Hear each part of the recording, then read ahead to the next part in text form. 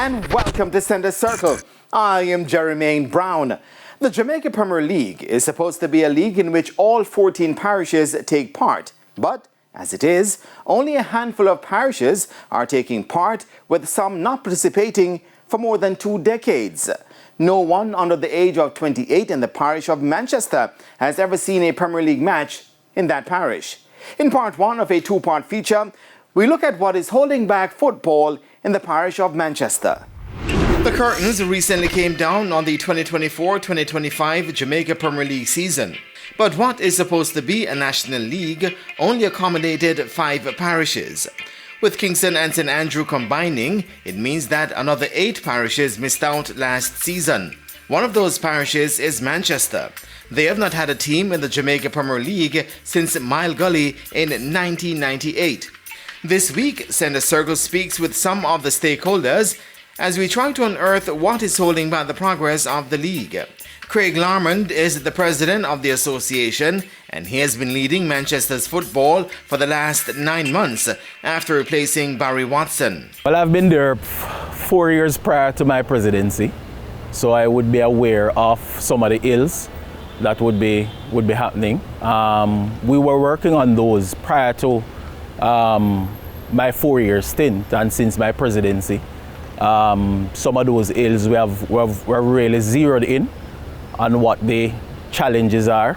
For example, we are aware that administratively our clubs are weak, and we have been working on that for a number of years now, trying to sort out the streamlining the administrative aspects of the club. I said technically we have been making strides, and although we are not at the national level, we have looked at building the foundation, what it is that needs to be done. So the technical aspect is one area that we have been really focusing on. I'm happy to report that we have probably the most licensed coaches from A to D in the country at this point.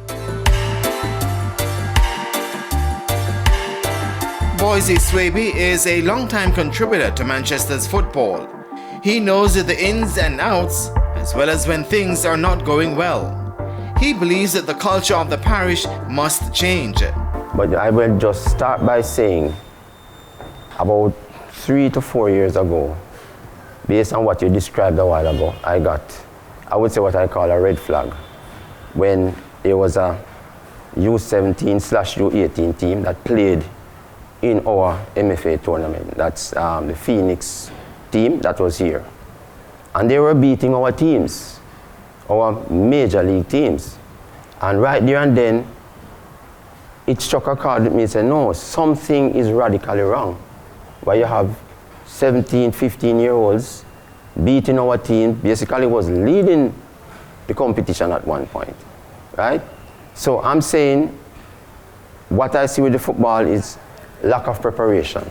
Because if the environment is not set for the teams to train adequately and prepare adequately for competitions, that is what you get.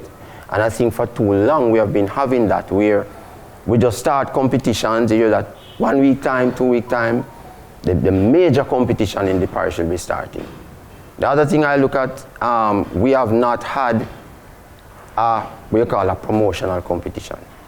And what that does, a promotional competition will challenge the other teams, because when teams know that they have to play for one, to stay in the league, don't get promoted, it challenges the teams. You have a competition starting next year, and every team that is going to play knows that they are going to play already. Them not have to train. So a lot of the teams just turn up and play. And I'm not knocking the teams, but the culture needs to be changed so that our teams start preparing better, because we have quality players in Manchester, no doubt about that. John Chambers is a member of the Manchester FA executive and believes clubs and players must have an ambition of wanting to improve the league. Even for our major league, when we had the first meeting with our major league clubs, we tell them straight up, if you're not going to play in this league to try and win the league, to take it to the next level, it doesn't make sense. And what has been happening over the years is that most of the clubs are just participating for participating sake. So they don't really have that aim, that goal. So 2026 we want to be here, 2027 we want to be here.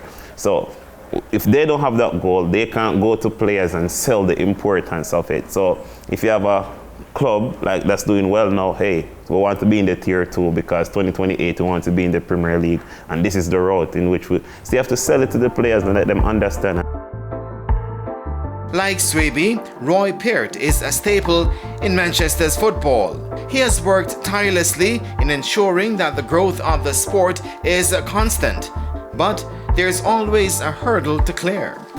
The truth is that sponsorship is one of the things that, and I think in some measure you could say political vision, especially for communities.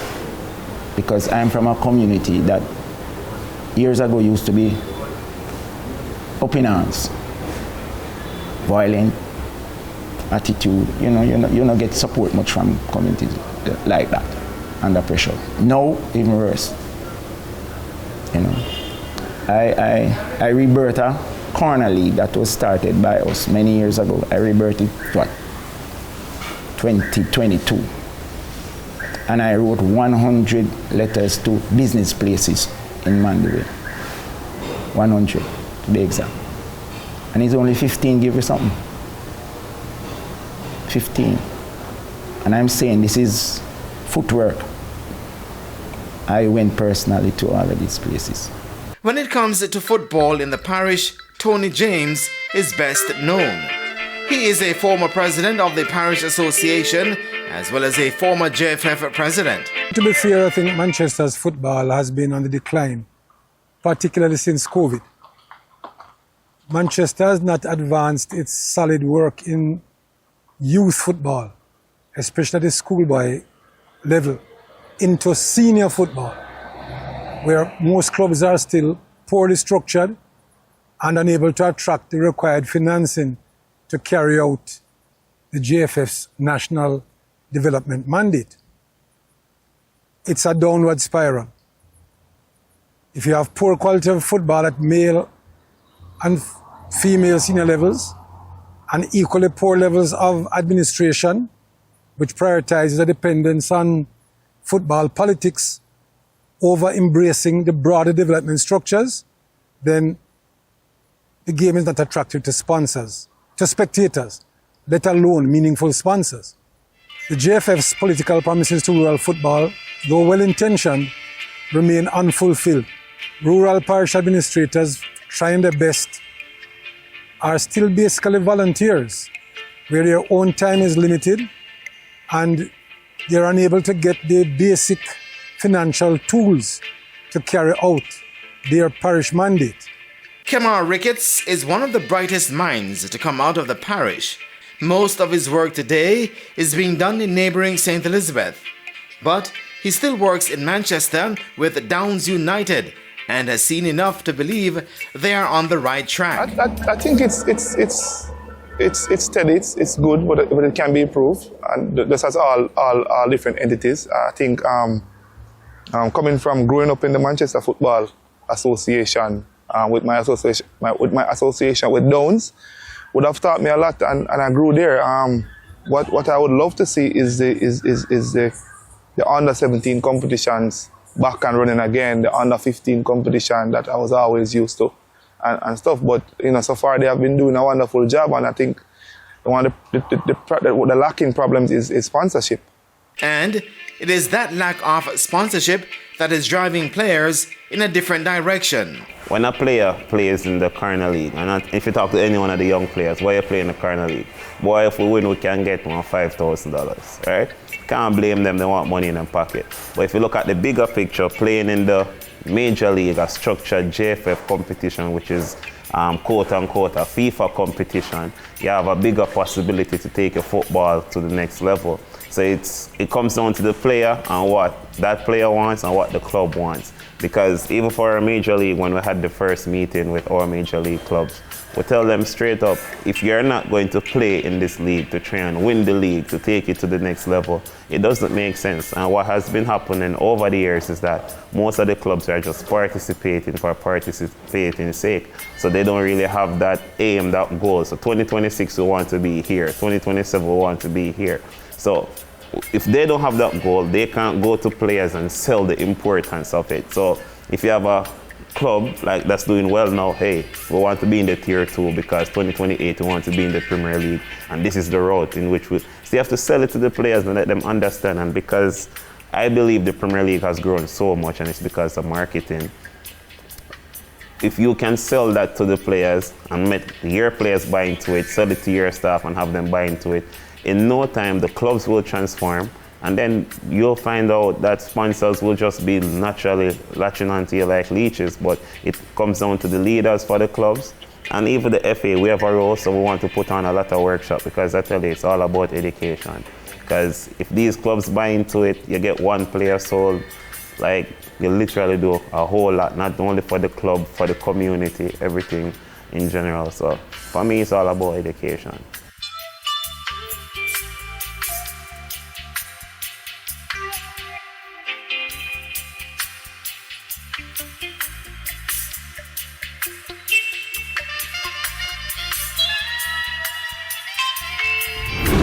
There is also a decline of teams in the parish.